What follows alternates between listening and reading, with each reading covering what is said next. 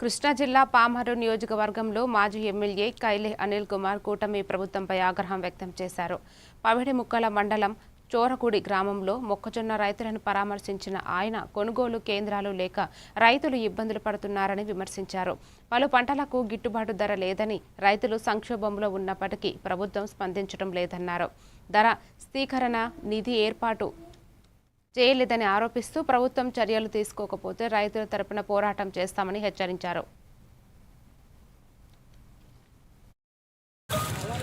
చంద్రబాబు నాయుడు గారు వచ్చి ఒక 2 పెన్షన్లు ఇవ్వడం కోసం వచ్చి ఇక్కడ ఏదో పెద్ద ఆర్భాటం చేసి పొద్దునుంచి సాయంత్రం వరకు ఈ మండలంలో పర్యటించి ఈ మండలంలో ఏమి జరుగుతుంది అని కనీసం కూడా తెలుసుకోలేని పరిస్థితిలో ముఖ్యమంత్రి మొక్కజొన్న కొనుగోలు కేంద్రాలు ఏర్పాటు చేయాలి అని చెప్పి ఒక మాట మాట్లాడుంటే ఈ నియోజకవర్గంలో రైతులందరూ కూడా సంతోషించేవాళ్ళు.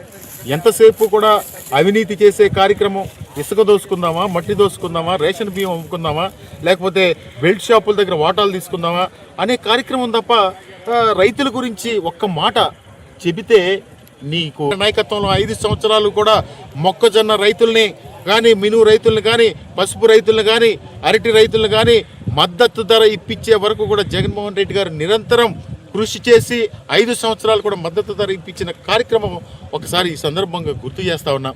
అదేవిధంగా మేము గుర్తు చేసేది కాదు, రైతులే మాట్లాడుకుంటూ ఉన్నారు. జగన్మోహన్ రెడ్డి గారి టైంలో వ్యవసాయం ఒక పండగలా జరిగింది, ఈరోజు ఒక దండగని భావించే నాయకుడి నాయకత్వంలో పనిచేస్తామని చెప్పి చెప్తా ఉన్నారు. చాలా బాధగా ఉందని చెప్పి ఈ సందర్భంగా తెలియజేస్తాం.